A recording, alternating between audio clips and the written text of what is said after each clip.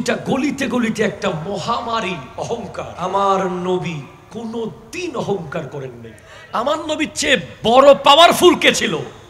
যার সাথে গাছ কথা বলতো, যার সাথে পাহাড়ের মাটি কথা বলতো, যার সাথে হরিণ কথা বলতো, যার সাথে বাঘ ভাল্লুক কথা বলতো, যার সাথে চাঁদ কথা বলতো, সূর্য কথা বলতো। আমার নবী প্রতিটা কথাই বলতেন লা ফখর, আমার অহংকার নয়। পৃথিবীতে কেউ যদি অহংকার করতে চাইতো, আমার নবীর চেয়ে বেশি বড় যোগ্যতা কারো নাই। অথচ আমার নবীকে জিজ্ঞেস করা হয়েছে আপনি কিভাবে খানা খান?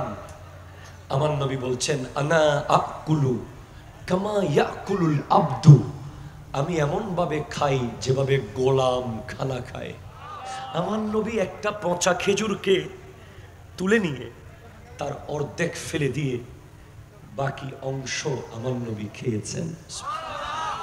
আমার নবী এক পেয়ালা দুধকে 70 জনের ভিতরে ভাগ করে খেয়েছেন।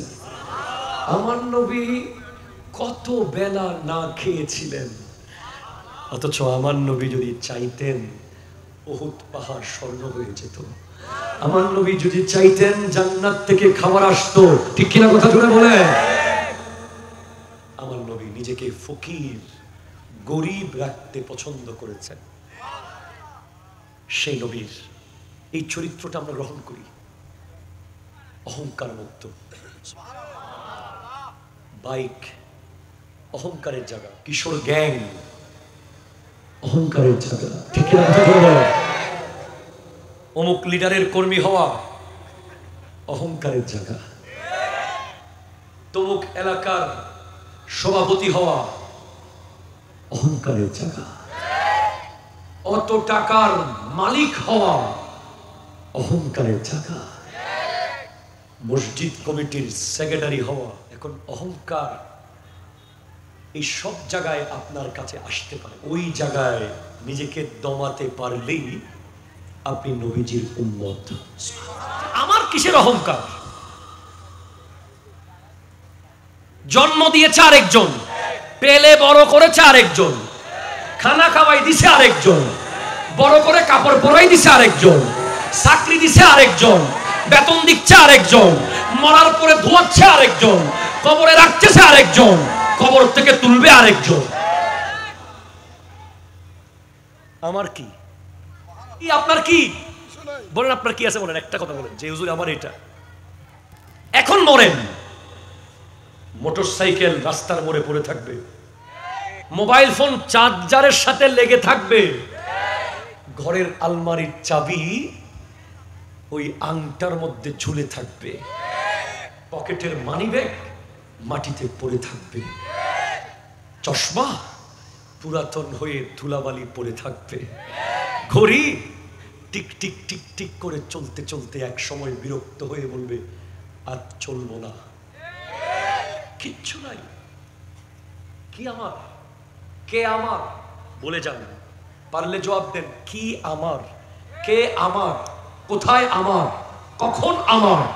আমার তো কাউকে দেখছি না, কিছুকে দেখছি না, কোনো জিনিসকে দেখছি না, শুধু আমার একটা জিনিস দেখছি, আল্লাহ এবং নবী। ঠিক কিনা কথা জোরে বলেন। আপনি বলবেন হুজুর আপনাকে এত ভালোবাসি, আপনি বলছেন আমার না। ভালোবাসারও লিমিটেশন আছে।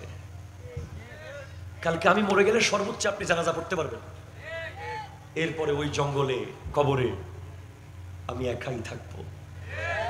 আমি আপনাকে প্রচন্ড ভালোবাসি, শত ব্যস্ততার মাঝে আমি হয়তো আপনার জানাজাটা পড়তে আসবো, যদি অতটুকু মহব্বত হয়। জানাজায় মানুষ আনা সহজ কাজ না, আরেক কঠিন কাজ এটা। আপনি এমন ভাবে জীবন যাপন করেন যে দুই ধরনের মুসল্লি আপনার জীবনে আছে।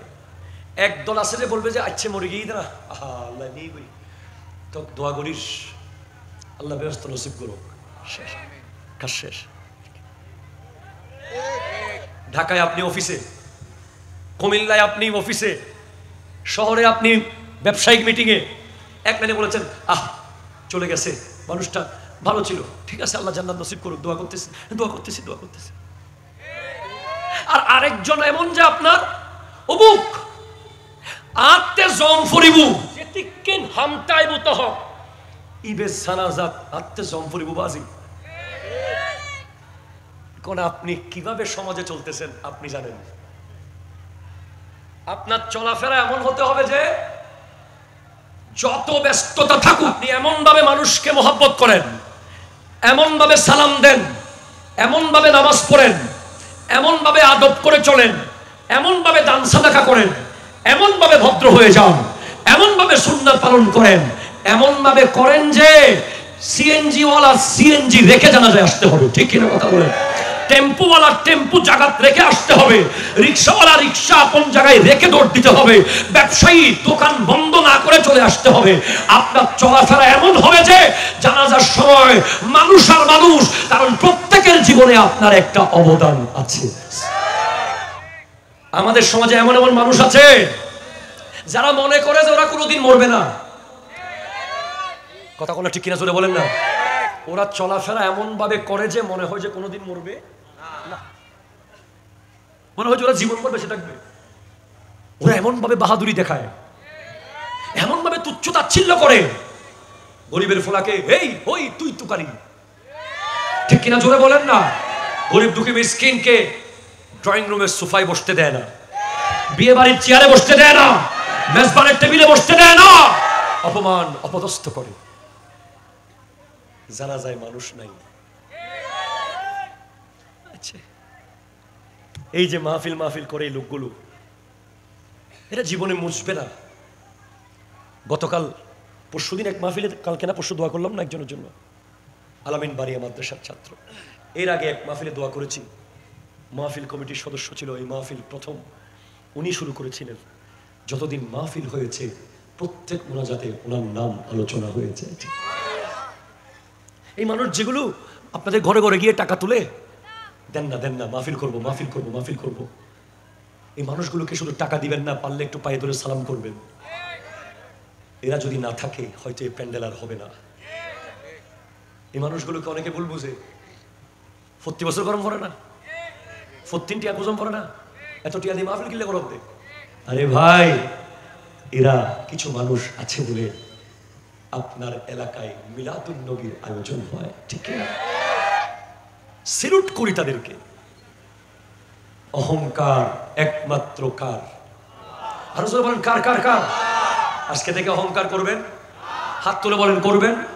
আবার বলেন করবেন। বলেন ইনশাআল্লাহ। আজকে থেকে আমরা কোনো কারণে, কোনো জায়গায়, কোনো বিষয়ে অহংকার করব না। আল্লাহ কবুল করুক, আমিন বলেন।